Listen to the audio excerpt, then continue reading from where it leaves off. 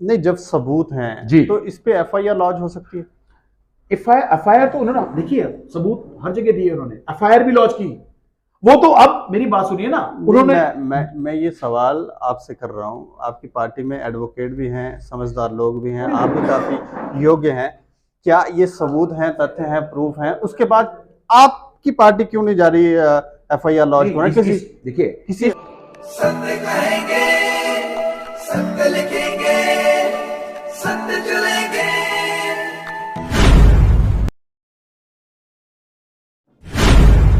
Foreign emergency scam, जिसे mother of all scams कहा जा रहा है, इसकी इंक्वायरी एलजी प्रशासन नहीं करवा रहा। अब क्यों नहीं करवा रहा?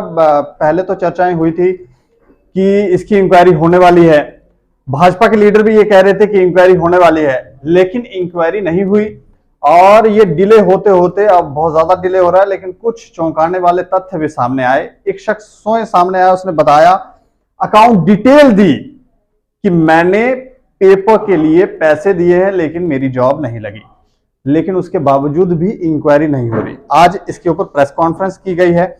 आम आदमी पार्टी के लीडरों की तरफ से हमारे साथ बात करने के लिए गगन प्रताप जी हैं।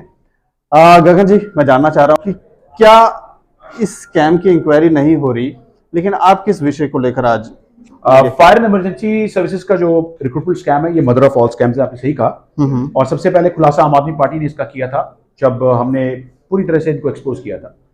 थोड़ा सा मैं इसका पृष्ठभूमि बताना चाहता हूँ कि 2013 में 696 पदों की नोटिफिकेशन निकली थी, जिसमें फायरमैन और फायरमैन ड्राइवर्स की पोस्ट थी। और पूरी प्रक्रिया को पूरा होते होते 7 वर्ष से ज्यादा लग गए, और इन 7 वर्षों में 3 बार घोटाले हुए हैं इसके।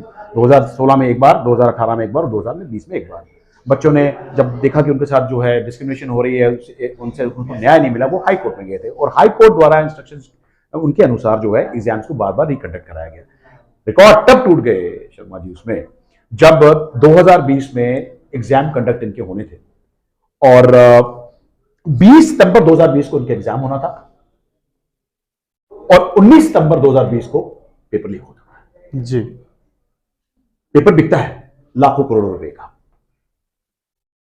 और जब पेपर बिकता है तो मास स्केल पे नकल होती है। हाउस बोर्ड के अंदर क्वेश्चन पेपर की प्रैक्टिस की जाती है एग्जाम्स के लिए अगले दिन जो होने।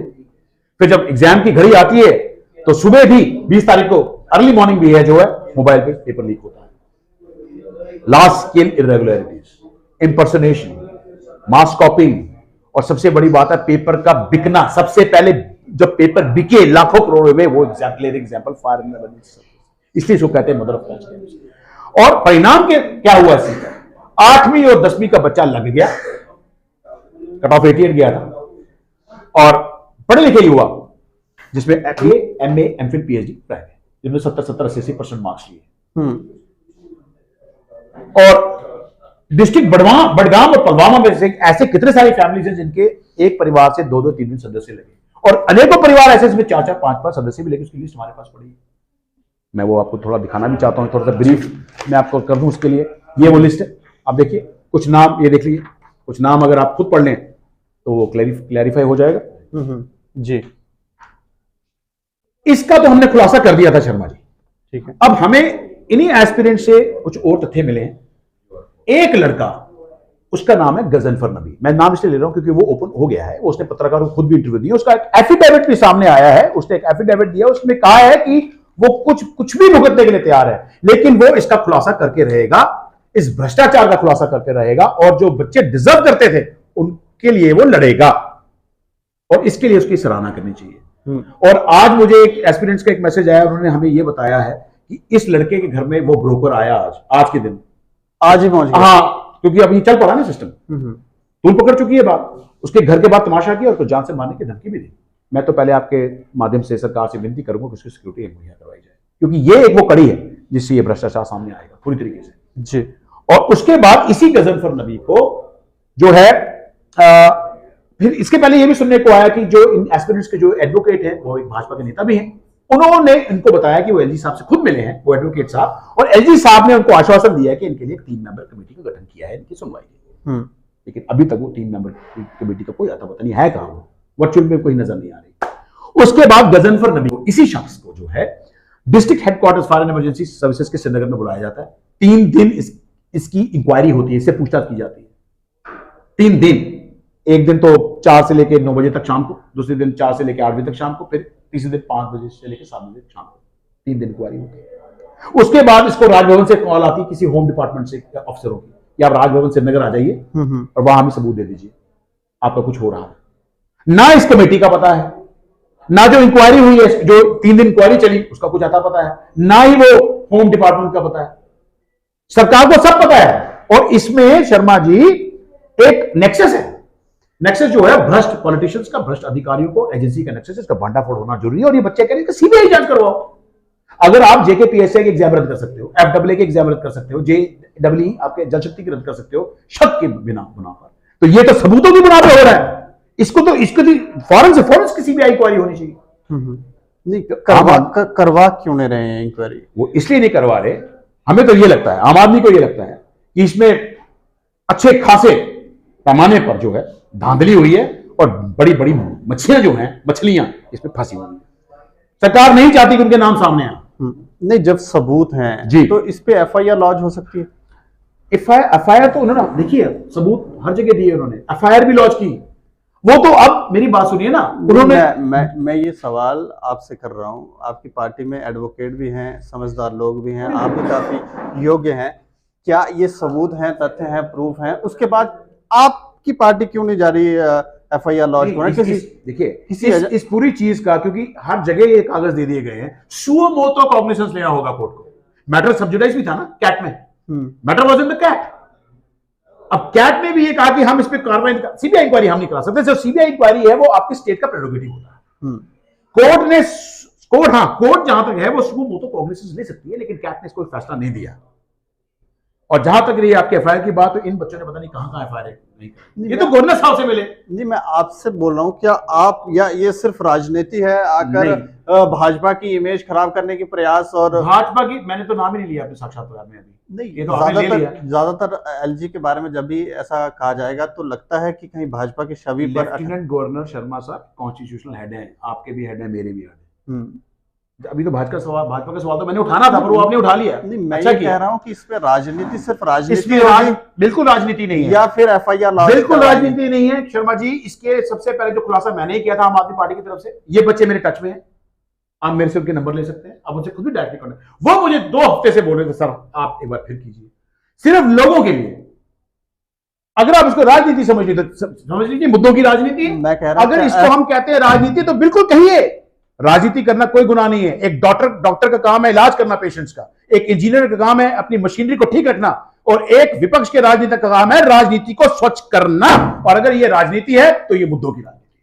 ठीक है, अगर जी गवर्नमेंट एजेंसी ये कार्य नहीं कर रही है तो आपका दायित्व नहीं है कि आप एक एफआईआर लॉन्च करवा दें बच्चों के? ये मैटर सबजुडाइज था, ये मैटर सबजुडाइज था कैट में, और आपके एफआईआर का court has taken the cognizance.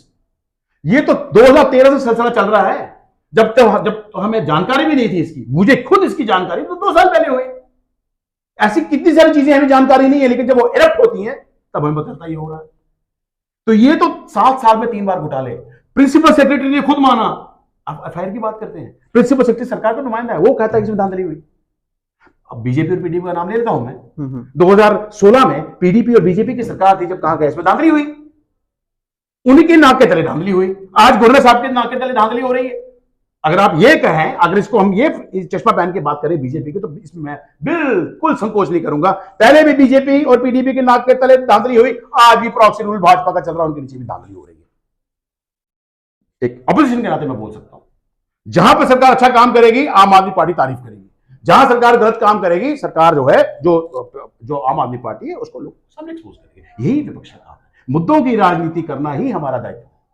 और ये मुद्दा बहुत गरमाया हुआ है, बच्चों को इंसाफ मिलना चाहिए, जम्मू कश्मीर के युवाओं को इंसाफ मिलना चाहिए, नौकरियां है नहीं। इसी सरकार ने कहा था, आपको याद होगा शर्मा जी, आप तो लर्नड एंकर भी हैं, जर्नलिस्ट भी हैं, कि 5 अगस्त 2019 को कहा था कि 50,000 नौकरियां निकलेंगी। फिर इन्होंने 2020 में अमित शाह जी ने कहा था, होम मिनिस्टर जो हमारे आदरणीय होम मिनिस्टर हिंदुस्तान के, उन्होंने कहा कि भैया 84,000 और एडिशनल नौकरियां मिलेंगी फास्ट ट्रैक रिक्रूटमेंट में, जिसमें gazetted non gazetted transfer employees है। वो कहा है नौकरियां, और अभी रोजगार मिला है, उसमें कहते हैं 30,000 नौकरियां जम्मू कश्मीर के लोगों को मिल गई। आपको लगता है, आप तो मुझसे ज्यादा कवर करते हैं, मुझसे ज्यादा अवेयर होंगे, मैं अपने बाकी बंधुओं से पूछना चाहता हूं, आपको लगता है 30,000 नौकरियां मिली है किसी को? मुझे लगता है, जहां तक मैं अपनी रफ कैलकुलेशन करूं, मुझे नहीं लगता 1500 से 2000 तक नौकरियां होंगी, शायद मैं गलत भी हूं, 1000 का आंकड़ा ऊपर नीचे हो सकता है। और जो मुट्ठी भर नौकरियां मिली हैं उसमें स्कैम निकले और वो भी बंद हो गया, जब रद्द हो गए। अंत में आप क्या चाहते हो कि क्या फायर इमरजेंसी सर्विसेज की सीबीआई इंक्वायरी होनी चाहिए। ये मदर ऑफ ऑल स्कैम्स है, आपने खुद कहा, हम सब जानते हैं। ये लड़का गजनफर नबी जान हथेली पे लिए हुए लड़ रहा है, क्या हमारा फर्ज नहीं बनता इसकी सपोर्ट करें, इस लड़के, इसको सिक्योरिटी मुहैया होनी चाहिए। उससे सारे सबूत जो है वो डिपार्टमेंट को भी दिए हैं और एलजी साहब को भी दिए हैं और होम मिनिस्टर और होम डिपार्टमेंट में भी दिए हैं। और कहीं ना कहीं हमें ये भी रिपोर्ट्स आई हैं कि गवर्नर साहब कहीं ना कहीं मानते हैं इसमें धांधली हुई है, ऐसी रिपोर्ट्स हमें सूत्रों से हवाले से मिली है। तो फिर इसकी सीबीआई जांच क्यों नहीं होती? इसकी सीबीआई जांच इसलिए नहीं होती शर्मा साहब, इससे बड़ी बड़ी मछलियां इन्वॉल्व हैं। इसके अंदर एक, आप पर्सनली अगर आप उनको इंटरव्यू ले लीजिए, मैं तो उनको जानता नहीं हूं, उनका नाम भी सामने आ गया है। 2 कंपनीज इन्वॉल्व थी। सबसे पहले एक आया था timing technology private limited Hyderabad की, जिसने एग्जाम कंडक्ट कराया 2018 में। फिर एक कंपनी एलएमईएस करके।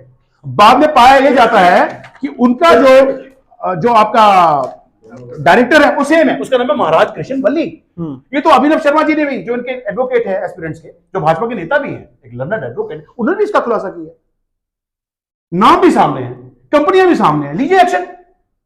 आपने जेकेपीएसआई के एग्जाम को रद्द कर दिया, बहुत अच्छा किया, तारीफ करनी चाहिए इस चीज की। आपने एफडब्ल्यू के एग्जाम को भी रद्द कर दिया।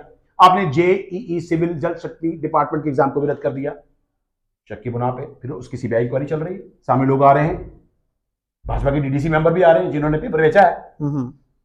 और उसके बाद जब ये सबूतों के बुना पे बात की जा रही है तो इसकी सीबीआई इंक्वायरी क्यों नहीं होती? ये सवाल आपके माध्यम से मैं चीफ सेक्रेटरी साहब को, रजी साहब को इसलिए पूछना चाहता हूं शर्मा जी, क्योंकि चीफ सेक्रेटरी साहब ने कुछ महीने पहले, मुझे याद है, कहा था, याद कीजिए, उन्होंने कहा था कि जिन एग्जाम्स में धांधली पाई जाएगी उसके खिलाफ सीबीआई इंक्वायरी होगी और जो नियुक्तियां हैं वो योग्यता के मापदंड पे होगी, मतलब मेरिट के बेस पे होगी। इसका मतलब आपकी कथनी करने में फर्क है ना। मैं चीफ सेक्रेटरी, वो तो इज नॉट ए पॉलिटिशियन, मुझे ब्यूरोक्रेट। और फिर अभी 2 दिन पहले एलजी साहब ने खुद कहा है कि जम्मू कश्मीर को हमने भ्रष्टाचार मुक्त जम्मू कश्मीर बनाना, बहुत अच्छे, तारीफ की जानी चाहिए, इसकी पूरी तरीके से तारीफ करी जानी चाहिए। फिर उन्होंने कहा कि जो लोग इन्वॉल्व होंगे करप्शन में, चाहे वो नेता हो, चाहे वो ब्यूरोक्रेट हो, उसके खिलाफ में सख्त कार्रवाई होगी। कीजिए कार्रवाई। 2 दिन पहले का बयान है, उसको फॉलो कीजिए। यहीं से शुरू करते हैं। एलजी साहब पुरजोर अपील करती है आम आदमी पार्टी आपसे, दिखाइए कि आप वाकई में एलजी हैं, you're a lieutenant governor of Jammu and Kashmir. दिखाइए। 2 दिन की जो आपने बात करी है, आज कुछ दिनों, इसी सप्ताह में सीबीआई इंक्वायरी अनाउंस कीजिए इसकी। और मुझे यकीन है अगर आप सीबीआई इंक्वायरी अनाउंस करेंगे तो मदर ऑफ ऑल स्कैम जो है ना, लोगों के सामने सही माने में आएगा। और एक बार फिर से भर्ती प्रक्रिया शुरू होनी चाहिए ताकि जम्मू कश्मीर का उसको, उनके युवाओं को उनको हाथ मिले। चलिए, शुक्रिया हमसे बातचीत। धन्यवाद शर्मा साहब, धन्यवाद। तो फायर एंड इमरजेंसी स्कैम, जिसके लिए ये भी कह रहे हैं, लोग भी कह रहे हैं, स्वयं गवर्नमेंट की एजेंसीज भी इस बात को स्वीकार करती हैं कि ये मदर ऑफ ऑल स्कैम है। जब इतनी सारी चीजें हैं फिर इंक्वायरी क्यों नहीं? इसके ऊपर आप राय रखें और देखते रहें दैनिक समाचार। मुझे और मेरे सहयोगी राजीव गुप्ता को दें इजाजत। नमस्कार। नमस्कार।